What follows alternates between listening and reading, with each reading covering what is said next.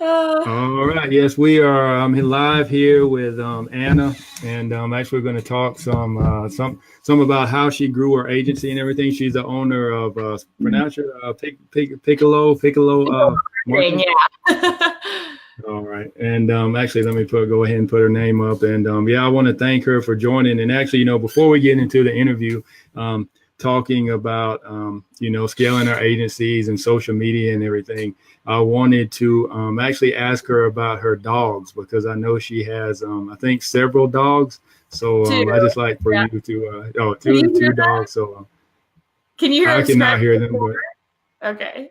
I cannot. So would you like to tell us their names and their breeds and all that stuff? So yeah, I have two adorable boxers, and they don't like it when mommy does podcasts, because then they have to get locked out. So so they're outside if you hear them scratching. But it's Wrigley and Marlowe are my two boxers. Yeah, that's interesting. I know.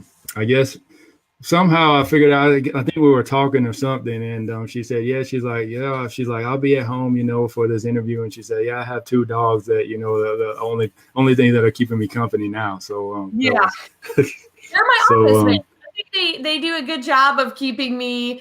There's a good balance between work focus and mommy take us outside, or play with us, which is good. But the hardest thing is calls and podcasts and things like that, because they always want to participate, which makes it hard. So yeah, I guess on some of the calls, actually you could have brought them in there tonight, so I mean, it's really no big deal. So but some of them, I guess it really doesn't matter. But so if you guys are joining with us live, I'd like for you to just hashtag live, and if you're on live, and then if you're watching this on the replay, just hashtag replay.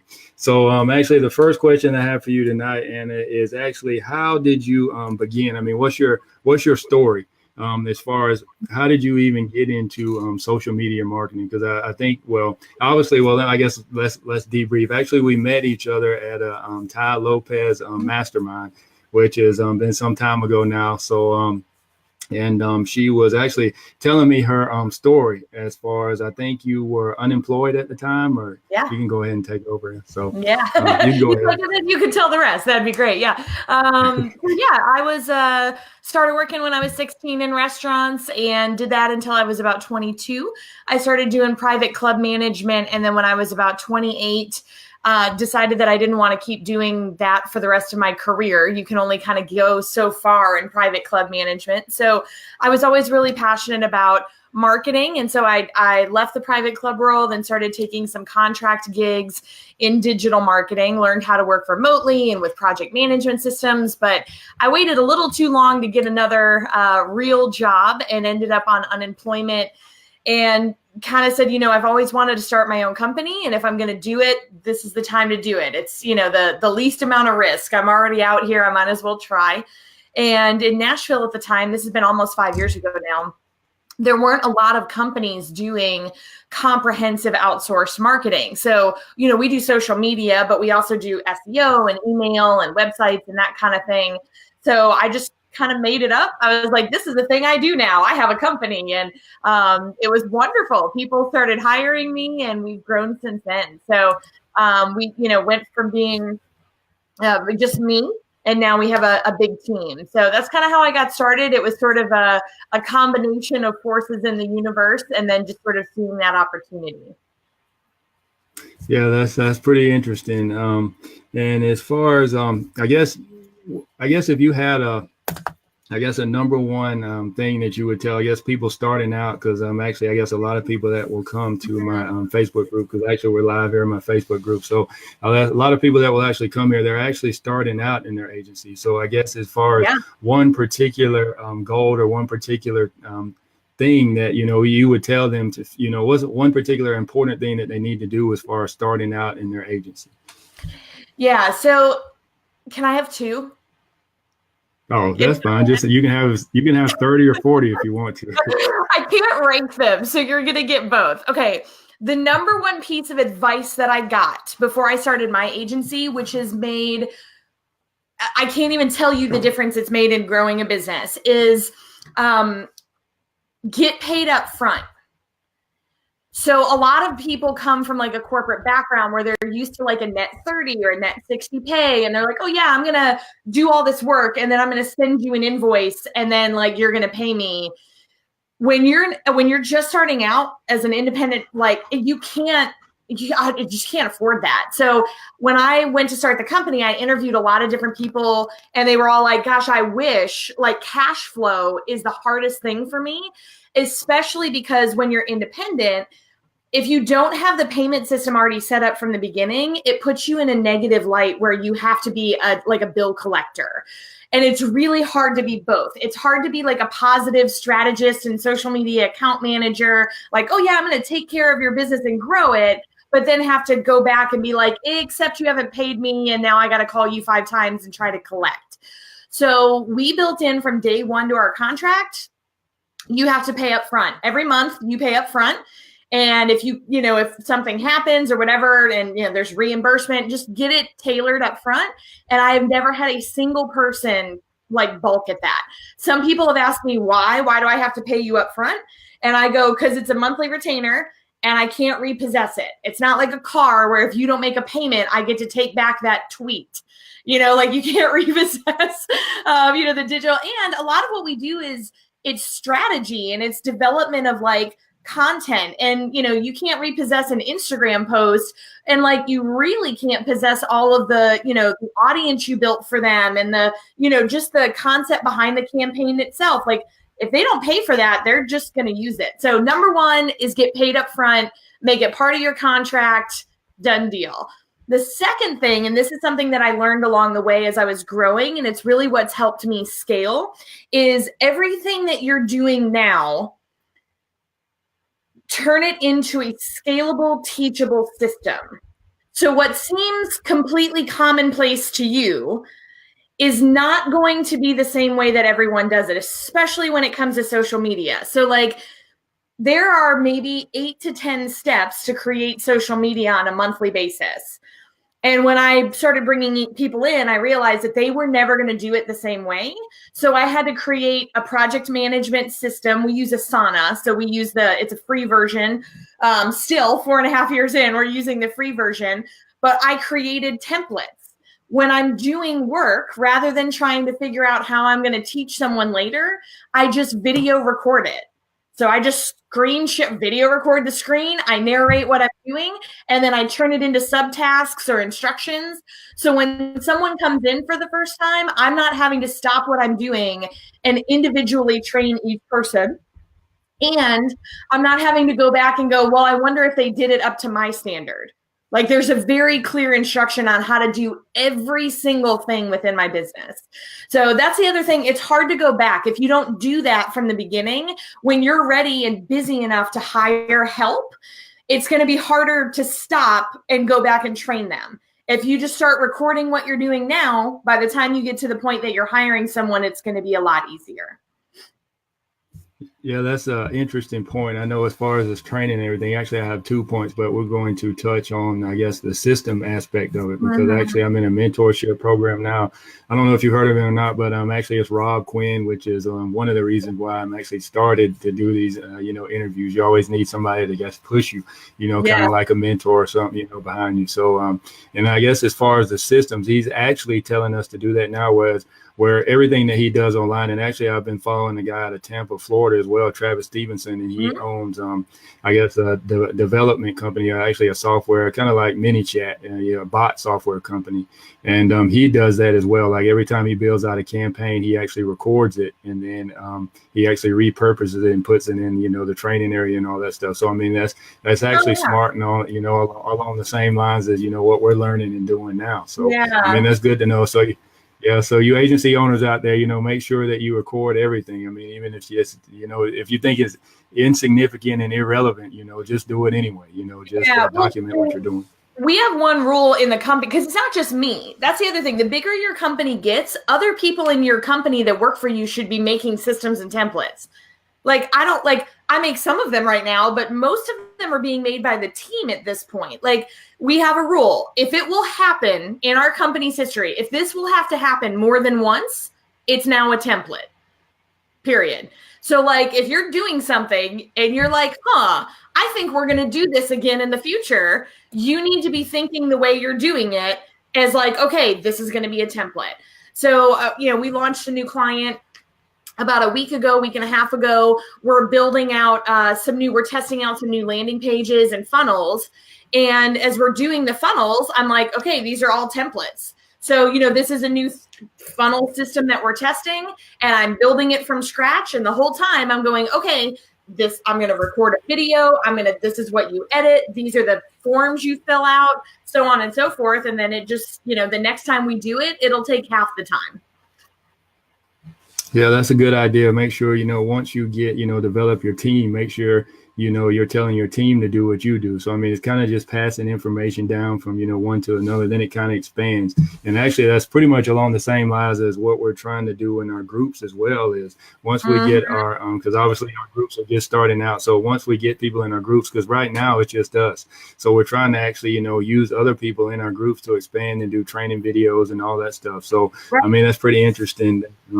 That you said that. And I guess as far as the payment system, because I've noticed, actually, I went to a conference in Atlanta, and it was J.R. Revis. I'm not sure if you know him or not, but we had, I guess, multiple guests and stuff that were there. And one of the guests that got up and spoke, he was talking about how he actually charges to generate what am I thinking? So actually he charges, I guess, up front to generate a contract. So he actually charges a client just to generate a contract. He's like, it'll cost you $300-400 just for me to generate a contract, which I think that was just, a fabulous idea, because, once you get one contract, you can pretty much just, change a few little words in it or whatever and just send it to, other countries, just depending on, what it is. And then he said he uses that contract also as like an audit for their business, because he's like, this isn't just, any contract. It's like it's an audit of your business. So that's really what you're paying for. Yeah. So whether you work with me or not, I'm going to get paid. So that's interesting that you said, something like that as far as getting paid, up front. And then I know that my mentor actually recommends a retainer fee, making, or not really a retainer, but just a build out fee in the beginning, like just to build out their campaigns and everything. Yeah. So and that's exactly how, when you were asking, how did I scale my business? I mean, that's it. Like, I didn't go in from day one. I knew I didn't want to have to be hustling for a couple $100 every time. It's like, look, you're going to need this for at least 6 months. So when I started, it was 6 month terms. So it's like, okay, this is what I'm going to do for you. And we'd line it out. I would come in, we would talk, we would do, like you said, the audit. Still, if I feel like a client right now is a valid client, prospect, I still don't charge really for the, the contract up front. Some clients, though, you can tell, like, they're not really sold on it. They just want the strategy. And so we've done that before. Like, we usually will do one discovery meeting that's about 45 minutes to an hour, complimentary. If we get a good vibe and they feel like they're serious, then we'll push forward for free. If we feel like they're just milking us for information, then we're like, hey, we would be happy to have additional meetings with you, but they're going to be X number of dollars per hour, or it's going to be X number of dollars for us to make a strategy. But most of the time, I mean, you can, after you've had a couple of those, you can pick up on it, But yeah, all of it is retainer based, because then you have recurring income, so you have a scope of services and you go, this is how much that's going to be a month. One of the things that's funny is that I refuse to give an hourly rate to any client. And especially my retainer clients, they'll be like, oh yeah, I know we're on retainer. Can you do this extra thing for me? Like, what's your hourly rate? I don't have an hourly rate. And like, some of them are like, whoa, what do you mean you don't have an hourly rate? Like, how dare you, sir, not have an hourly rate? And it's like, dude, like, I don't like, because what they're going to do is they're going to take your retainer, they're going to divide it by your hourly rate. And then they're going to be like, well, if you're not doing whatever, like, I'm going to use easy numbers. You're charging me $100 a month. You said your hourly rate is $25. Are you working 4 hours a month for me? Because if you're not, like, I should be getting at least 4 hours from you. And like, that's the mentality of like corporate America and having a job and like, a formal, that's not what entrepreneurship is. Like, if I'm charging you $100 a month for something and I can figure out how to do it more efficiently, how to be faster, how to get you better results with half the work, that's my benefit. Like, that's the value that I bring, and I get to make that, or, pocket that money. So it's kind of, I think it all comes full circle, but you have to set that tone from the beginning with clients. Yeah, that's true. Yeah, as far as I guess charging clients and everything like that, that is really true. Because as far as the, I guess, the hourly rates, it's like you're pretty much a self-employed person. It's kind of like you're going from an employment job, because that's the way a self-employment person thinks. They charge you by hours, but entrepreneurs, so I guess if a business owner approached me like that, I would actually say it really doesn't matter how much time I'm spending on you, because obviously I know a couple of guys that are actually spending minimal time, but they're getting significant results. So does it really matter? Yeah. Does it really matter how much time I spend on your campaigns and stuff? I'm not selling time, I'm selling value.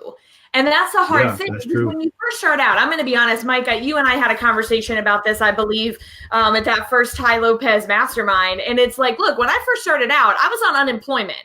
So I wasn't selling by the hour, but I was selling whatever the hell anyone would buy. I'm like, oh, you need social media and email marketing for $200 a month. That's amazing. Can I clean your toilet when I come over to come on. I mean, it just, you have to make it work. And so now I think that there's a much more established pricing model for some of these things. And so it's easier to come into the game with some baseline pricing. But if you start selling your time by the hour, you're going to run out of time. If you start, selling value from day one, this is the value I'm bringing you, they won't question your time. So it doesn't matter if it took you 2 hours or 4 hours or 8 hours. Again, the more efficient you get, it's the same value to them. And that's what they should be buying. Yeah, that's a good point. And as far as the other questions go, we are, I guess, what would you attribute as your number one reason for your success? I mean, I know that you like giving, more than one answer. So, I mean, you can give more than one if you want to. So, sorry, I know that you do not conform to the limitations of my question. I would say, actually, this is going to be really, this one I'm going to switch it up only because you said that. The number one contributor to my success has been relationships. And I think that what I found is that is very hard for people to accept, because I think a lot of times, and I've just recently kind of come to terms with this as well. I think a lot of times we look at successful people and it's marketing, right? Well, follow this formula and you'll get 10,000 Instagram followers in 2 weeks. There's been a sensationalized marketing strategy behind the road to success. And I have not experienced that. I don't know if other people have, but I really think that even when I'm talking to some people that are using those marketing tactics, I mean, they're even saying yeah, that's the headline you put on it to get attention. That's not the way you got there. There are no overnight successes. So my number one has been relationships. So when I first started the company, people don't like email marketing. I'm just going to side note this. People are like, oh, email isn't sexy. It's not awesome like social or SEO. Email marketing is what built my business. It's what builds a lot of people's businesses. You can, let's use Ty Lopez. Ty has an amazing YouTube and social media strategy. And yeah, but I only got on Ty Lopez's radar in February of this year. So, I mean, what is that? 9 months ago, and I've received over 700 emails from Ty Lopez. Have you? Yeah, I get a lot too. So I created a special Ty Lopez folder, and I was like, I'm just going to put all of that. I'm not going to delete or unsubscribe. I'm going to move them over. Email marketing is where it's at. So anyway, it's about cultivating relationships. When I launched my company, I took all of the emails that I had. Luckily, I'd had a CRM.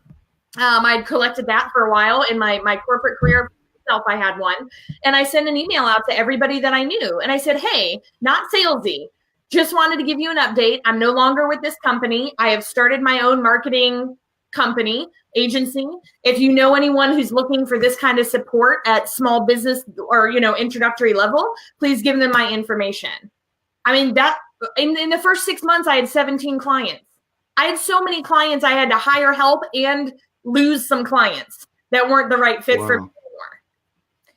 Right. But that was the thing, is it was all based on referral. I didn't hire a salesperson until 2 months ago. I was in business for 4.5 years before I hired a salesperson. Everything else has been relationships. When I hire, I don't post a job ad on Indeed. I mean, I know you know. Could you imagine if you posted a job ad on Craigslist that said work from home in your pajamas, posting on Facebook while you watch Netflix, and then send me an invoice for how many hours you worked? I trust you to be honest about the time. Like, you'd have 8,000 applications. Like, so instead, I send the job description out to about 40 or 50 people in my networking circle. And I say, who do you know that you would hire that would fit this job description? And the team of people I have is amazing. I mean, Mike, you and I were talking earlier. I had my whole team over to my house today, and we did like our Thanksgiving thing. And they're my family. So that really has been the key impactor. And I think a lot of people think that they can hunker down and just, did Facebook ad their way into success, or they can, just powerhouse, I'm just going to get on and I'm going to do, so many social media posts that people just can't help but find me and hire me. Like, no one has ever written a tweet so funny and amazing that someone's like, oh, where do I sign? Like, it just doesn't happen like that. So I think the answer to your question is relationships. And I think most new business owners, whether in digital marketing or any industry, really need to hone in on that relationship building skill.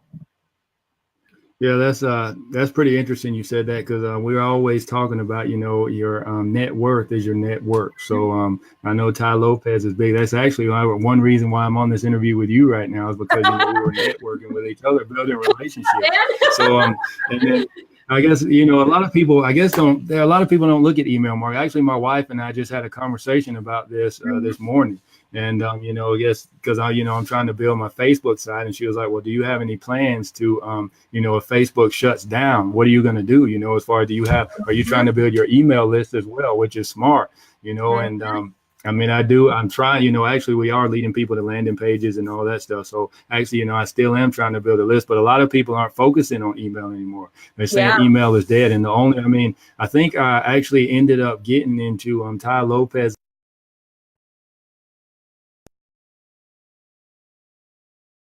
Can you hear me now? Is it good? Yeah, I lost you for a second. You're okay. Yeah. You ended up getting into what with Ty? Oh, I said actually I guess it leads from one step to the next. So actually how I got into the social media side, well, actually in his program was the fact that I got an email from him. He was running a discount and a special. And I was like, this is pretty interesting because Ty, you're everywhere. And it's like, why are you in my, how are you getting in my, my email as well? It's like, why are you still sending emails? It's like, man, you're on Facebook, you're on YouTube, you're on Instagram, you're on Snapchat. Yeah. It's like, and you're still sending emails. I just got it. It's brilliant. It's so wonderfully brilliant. I just got, I went to 10X in February. Like I said, that's where I saw Ty for the first time. And I also saw Russell Brunson there with ClickFunnels, and bought his special that he was running that day. So we bought into ClickFunnels, and I kind of bought into Ty's program at the 10X conference with Grant Cardone. And last week, I think it was, Russell Brunson just launched his let me teach you how to be a public speaker product, whatever. And boy, I can't tell you how quickly I gave that man $297. I'm like, click, take my money. Like, because, you see the value in it's developing that relationship. I'll give you a tip though, Mike. If you decide you're going to start doing email marketing for your, as an add-on to your social media business or anybody out there that's watching. So here's my little trick for sales, because I've had a lot of sales experience now, 4.5 years in. Again, I've been the only salesperson for 4.5 years. People don't want to buy email marketing because they don't think they need it. Like you said, well, nobody's looking at email marketing. So here's always my favorite question. Like when I'm like, what we need to do is we need to build your email list. We need to be doing social posting or campaigns that lead to email capture.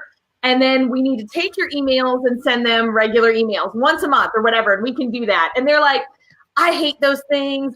I don't ever read those things. Nobody looks at those. I don't know anybody who looks at those. There's like 800 excuses, right? My question is always, so you just get them and you unsubscribe right away? And the answer is almost always no, because no one unsubscribes. What do? You read the subject line and you go, I don't want to open that, and you delete it. And I'm like, email marketing is not about like, you know, just how many people, like your open rates are not going to be huge. It's about top of mind awareness. So every time you send an email, that person has to look at it, see your name, and make a conscious choice whether or not they want to delete or unsubscribe or open up your email. And like, I mean, I've had clients that like have been on my email list for years that like have never exhibited any interest. And then all of a sudden something changes in their lives. You know, their marketing person quit or something. And they're like, oh, like Anna-Vija's email came in exactly the right moment when I needed it. And I didn't need it 6 months ago. And now I need it. And so then I call and now I have a client. And I'm like, why are people like, why is everybody ignoring this? Like, it's a direct line. So that's what I always say is like, how many, and when you ask a prospect who is trying to debate with you, whether or not they unsubscribe, like I said, they're going to say no. And then you're like, okay, my second follow-up is how many emails do you have in your inbox right now?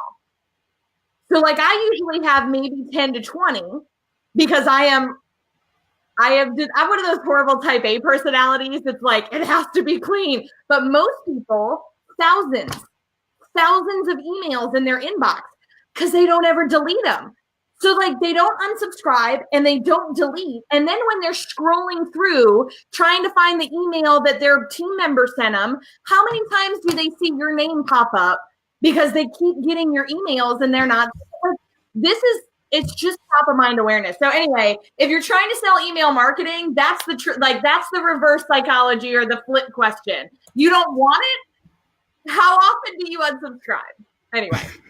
That is true. Cause I mean, I have like maybe like 5,000-6,000 emails right now in my inbox. So it's like, and then I constantly scroll through them. So, I mean, it's kind of like you were saying, you know, it's branding really, because, you know, the more, you know, contact people see, or the more times they see your name, more time they see your agency name, more time they see your business. I mean, it kind of, you know, it's like it's branding, you know, branding yourself. But I see that we got some people on here. Dean, how you doing? Chris, how you doing? Hashtag live, hashtag replay. Thank you guys for joining in. If you got any questions or anything, just pop them in there. We'll answer them at the end. And I guess as far as I got another question for you. People that I guess a lot of people don't reach their goals and don't reach their dreams. What would you say would be the main reason for that? I mean, why do most people not reach their goals or their dreams? Why do people fail? A lot of people fail. Okay, I have an honest answer for this, and then I have kind of the canned answer. The honest answer is because it's hard and most people are lazy. Yeah. Like, if I'm going to be like, just blatantly honest, like we talked a moment ago about the sensationalism that is behind that success marketing, right? So, it's super easy. You just take this course and then like, you're going to be bringing in $15,000 a month in social media management clients, and you're not going to have to do anything but post on Twitter. It's just false. Like I'll go back to Grant Cardone because that's, you know, we were talking about earlier. Like everything, you know, he says it's going to take you 10 times as much work or activity to accomplish what you think, like, is what you think it's going to take. So like, I want to go, you know, I want to make $15,000 a month in my new company. It's going to take 10 times as much work as you think it will to get there. And that's where I think that most people fall off and don't reach success, is because they under evaluate what it's going to take. They might start, but they realize that it's going to be hard. They realize that it's going to be, I have a full-time job and I got to do that. Well, that's just a lot. Like, and they start rationalizing that they've already got enough going on and they can do it later. Like, if success was easy, everybody would be successful. So I think that's a genuine reason. I think the subcategory or the sub reason there is because most people aren't really clear about what success is. So I'm a huge mental health advocate. When I was in corporate America, and it's well documented, I put this everywhere, I talk very openly, hashtag talk about it if you're hashtagging. I talk very openly about my mental health struggles and about how we should all talk about mental health. But when I was in corporate life, I had panic attacks, depression, anxiety, and I still struggle with those things all the time. So to me, success is waking up every morning and just getting to be happy. And I think that people, like, you could see there are other people that are making millions of dollars that would look at me and be like, oh, she's not successful. Like, she's not, but I'm way happier than they are. Because that's how I define success. So, like, does that mean that I'm going to stop doing and just stay where I am now? Well, no, because part of my happiness is always improving. It's always finding that next level. It's always getting a little better. It's always helping more people. It's always, but that's how I stay happy. And I'm not waiting to be happy for my success until I reach a dollar number or I reach a yacht. Oh, I got to have a jet before I'm successful. Like, you're just wasting your life. So from my perspective, I think that, for my own mental health, I had to say, what does success look like? It looks like me not having a panic attack every other day. Okay, well, what does that mean? That means that I have to balance out my life. We were talking about it before the call. I would love to be in New York at Ty's Mastermind in December, but I've committed way too much for the month of December, and I know that trying to add that in is not going to help me. It's going to hurt me. So my success means staying connected with the people that I know from that group, because I can do that now. And then just knowing that I'm going to go to the next one and being at peace with that and going, yep, I'm just going to focus on my business and my thing here locally. And that's success. The month of December, success is focusing on this. So I think it's kind of twofold, but for the most part, I think you got to get real clear about what success is. And then you have to understand the amount of work that you're going to need to put in to get there. Yeah, that's interesting as far as success. I mean, it's like you've been watching my Facebook lives, following me around on the internet and all that stuff. So, because actually I just did a Facebook Live on success. I guess I took it from Earl Nightingale's The Strangest Secret. That's, okay. He talked about, success as far as why people are. Oh, thanks, Dean. Appreciate it. Awesome interview. So he talks about. He talks about how. It's like everybody just wakes up, every day. They don't know why they're waking up. They have no goals. They have no, they have no dreams. So, I mean, they're just waking up just to conform. And they're conforming. Yeah. So, I mean, they're just following suit. It's like, why are you waking up every day? Well, because everybody else is doing it. Well, I need to go to work, pay my bills, do my job and stuff like that. So, I mean, he defines success, as Earl Nightingale did, as, the progressive realization of or towards a worthy ideal. So, I mean, as long as you have a goal, as long as you have a purpose, and as long as you're striving for that, progressing towards that, then obviously, you are a success. I mean, a lot of people, label success as, this person, they're successful because they have a ton of money, but you don't know, what their life is. You only see the outside. You only see the surface. Actually, Dean and I talked about this as far as it's the iceberg effect. So, I mean, obviously there's, you see the stuff that's, on top of the water, but then, there's a ton of stuff underneath the water that you don't see, how long, how big the iceberg is. And you don't know how long it took to surface, to the water. You don't know what it went through. You don't know how long it took to grow. Yeah. So, I mean, that's pretty interesting. You say it. Yeah. Do you know what HubSpot is? The CRM sales marketing tool, HubSpot? I've heard of it, but I've never used it. So they do it's a big CRM, and they have a marketing tool and a sales component, all that stuff. But they have a big conference every year called Inbound. And so I do public speaking and coaching and stuff on the side. And that's sort of been I'll call it my pet project, right? So I have the marketing company, but then I really like just, speaking and connecting with people directly. So I applied to speak at Inbound earlier this year. And I was like, okay, like, this is a really big goal for me. It would be the biggest speaking event I've ever done. And they accepted me, and I freaked out. I'm like, oh my God, it's amazing. And like, I was telling everybody or whatever. So it was great. I actually was texting everybody in our mastermind, Ty's mastermind program that day. And I was like, oh gosh, I'm nervous, but this is gonna be so fun. And everybody was super supportive.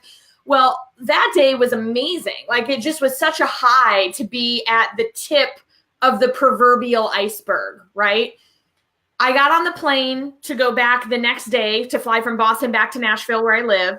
And on the plane, I have something called Meniere's disease, where I have vertigo and motion sickness. It's a whole thing. But I got sick on the plane, and I ended up having a panic attack.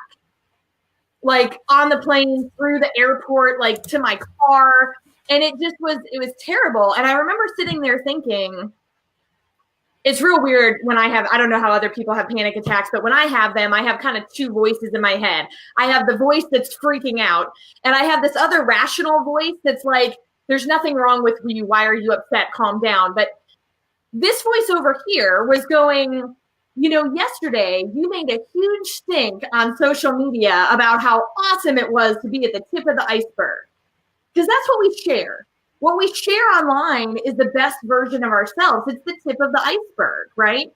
And I went, you know what? Like, this is silly. People need to understand, especially for me. Like, for me, I do a lot of mentoring with girls in college and, women in business programs and things like that. And like, I don't want them to see just the purest, best version of me and be like down on themselves because they're not there and they don't understand. So it was really surreal. I took a picture of myself having a panic attack.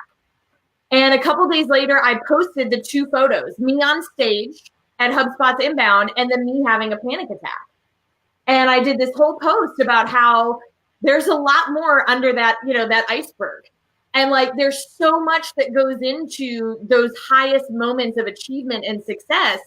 And it can be hard and there's a struggle and there's all these things. And I was like, if I'm going to be real and I want to set that example, it's not just the tip, like it's the whole rest of it.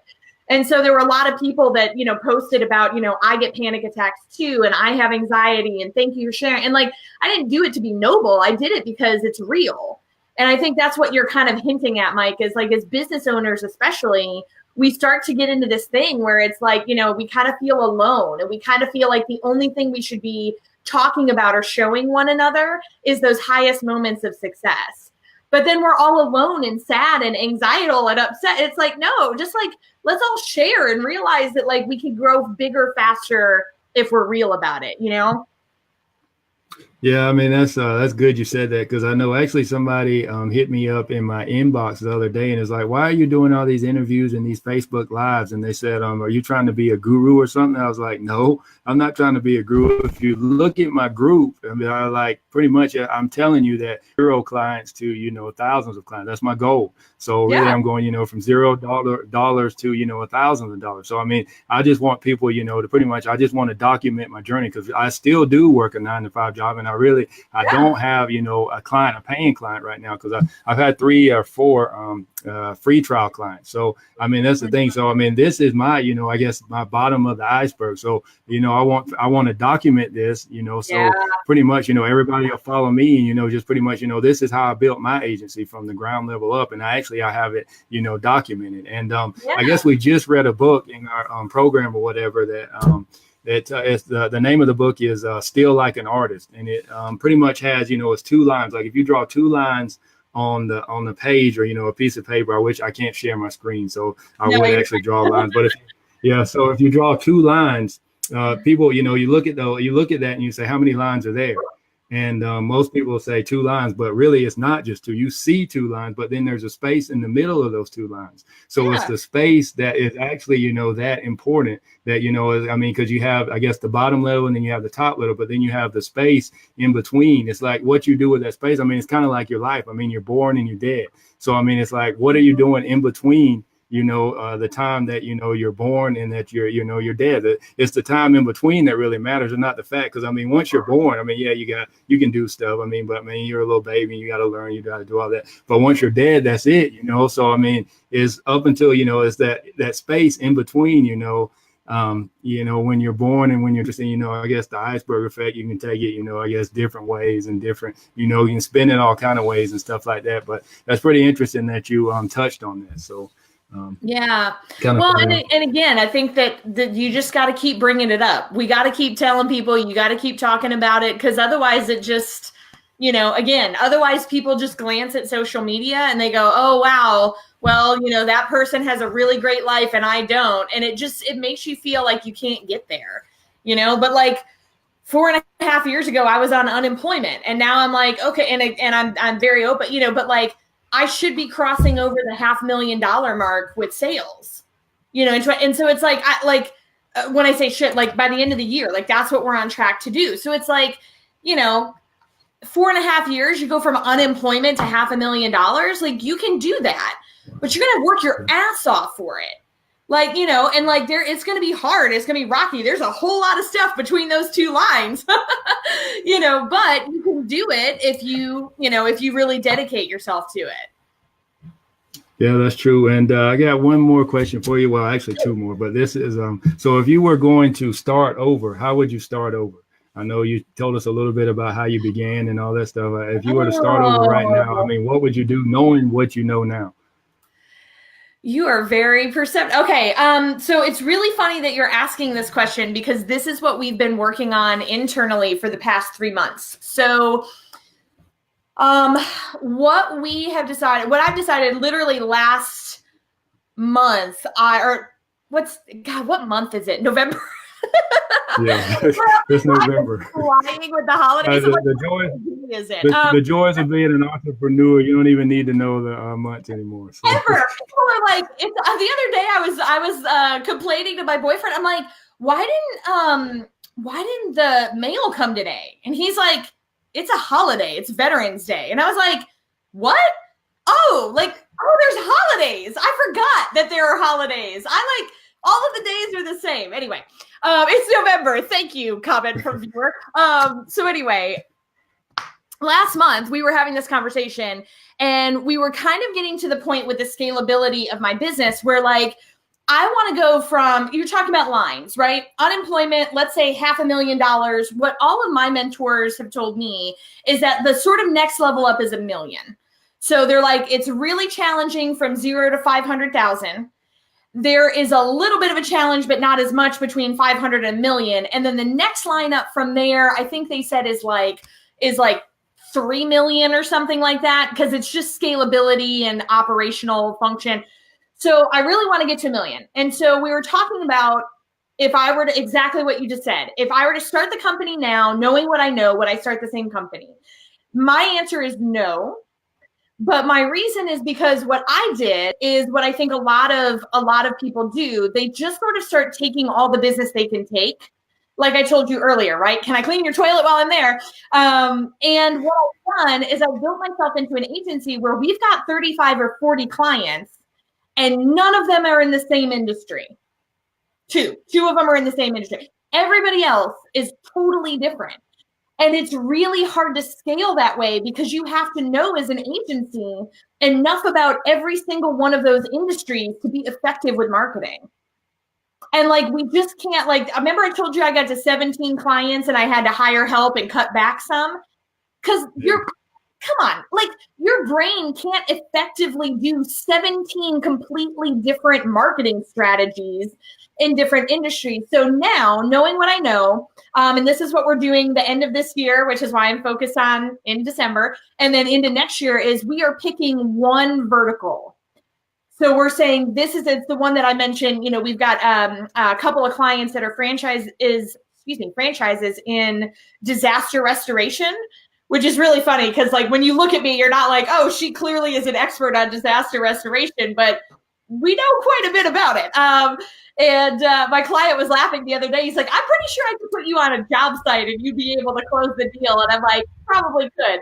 But that's what we're going to do. Like, rather than going after all of the possible business, we're going to go, we are the marketing company for this niche industry. And then we're going to scale that. And then once you do that, well, then you can pick another one. And it's hard because when you're first getting started, you just want to take as much business as you can. Money is money. You know, oh, is it green? I'll take it. That sounds great. You know, but then you limit yourself because you can't keep scaling in that kind of environment. So if I was starting again, I wish that I would have really made that decision a little bit more concretely much earlier on. Yeah, that's interesting that you say that. I know a lot of people say, as far as, you know, starting out, because you said you had 17 different, you know, I guess niches, verticals you were going into. And a lot of people say, you know, just go ahead and, you know, start out on a team. But, you know, that's kind of what I'm struggling with now as far as, you know, niching down, because it's like because I mean, I see all these companies that, you know, could benefit from my help, but it seems like the most successful companies are the ones that are actually, you know, I guess, focusing on a specific niche. So, I mean, in a specific niche. So that's interesting that you said, disaster restoration. So all you new agency owners, I mean, those are actually, I actually compiled a list of, I guess, different or untapped niches or whatever in the social media marketing. So I'm going to be probably sending that out soon, a free PDF or whatever. So it's somebody interested in, because I mean, there's a lot of niches that people aren't going after. And I know a lot of people say, well, I know it's a lot of people say, it's hard for, I guess, certain people to, I guess, some industries and some companies, it's hard for them to, I guess, see that they need social media marketing. So it's a harder sell. But I mean, the thing is, once you show them that they need it, I'm pretty sure they're going to be, dedicated customers and all that. But let me go ahead and ask the last question now, as far as, I pretty much ask everybody, it's pretty much, I guess, a laid back question, after a hard interview. We kind of, I guess, started out light, then we're kind of moving down, we're kind of, ending light. So if you have one super up, and then you have a really intense workout, and then you have like a cool down period. Yeah, pretty much. I guess you can look at it like that. So so if you had one superpower, what would that superpower be? That is not a cool down question, Mike. I want all of the superpowers. What? How have I never considered that question before? I don't really know. I think maybe the power to heal people. That might be like, I don't know. Like that to me, I think is that, because I'm not like a fighter. Like I'm not like, oh yeah, like I want to get super strength so I can go like fight. Like I want to be like, thank you, Rob. Are you laughing at my superpower, Rob? Whatever. I think that like for me, like I always want to, thank you. Great questions. Thank you. I'm glad that's what you're laughing at. I want to be I like helping people. Like when I'm thinking about, we were talking about defining your success earlier. Like to me, when I am happiest and most fulfilled, it's when I'm helping other people and just making them, kind of lifting them up. And so I think that like the healing people, I would want to be the one on the team that's like, like the strategist, but then I'm like there to be like, let me help you get better. And then, just loving on people, maybe not the one at the very forefront of the fight. That's interesting because most people, they related, I guess yours is somewhat the business as well, but that's interesting that you would say, healing people. So actually right now we're going to, what'd you say? What would yours be if you had a superpower? Well, actually, I'm going to kind of cheat. Nobody's really asked me this question before. So actually, I would want a superpower that would, I guess, make other superpowers. So I would want one that, I guess, an infinite amount of superpowers. So, I mean, I want one that, it's not just specific. So, hey, that's a superpower. So that is okay. But I guess that's a cheating superpower. That's like rubbing the genie lamp and then wishing for infinite wishes. That's like, actually what I would do. I always said that. It's like if I got a genie, and if I found a bottle is you can't wish for more wishes. Have you not seen Aladdin? You have a daughter. This is genie lamp rubbing 101, Mike. Hey, that's what I picked. An infinite amount of superpowers, an infinite amount of wishes. So all right. Follow the loop. That's cool. I'll give it to you. But yeah, that would be, that's a little sketch, but we'll let you off. So all right. So here is the information. I don't know if she wants to put anything else in there, but yet you can reach Anna at, hold on, that's not the one I wanted to put up. Whereas let's see. Yeah, so you can reach her at this website here. And pronounce. I know Anna-Vija is long and hard. Yeah. My name is Anna-Vija. It's just challenging, but there aren't many of us, so it's a great branding ploy. Yeah, and she said those are all her handles as well, Anna-Vija. So if you want to reach out to her, I'm sure she has. Well, obviously, you heard her here on the interview. She got a wealth of knowledge, wealth of information. So, and then if you need any help as far as, if any business owners or anything need help, because I guess you service people outside of your area too as well, nationally, or do you just stay specifically local? Oh, yeah. We have clients. The bulk of our clientele is in Nashville just because I'm here. And that's where I started growing the business. But we do have clients outside of Nashville as well. And then what I just launched, Mike, and you actually were there before when this idea was being cultivated. But I just launched that marketing coach on demand program. So basically it's like a monthly thing where you can do a call, text, or sort of online chat with our marketing experts. And basically it's like a low monthly fee. We've got a learning community you can join, that kind of thing. But if you need help with marketing, but you're not really sure, kind of what you want to do, you can check that out too.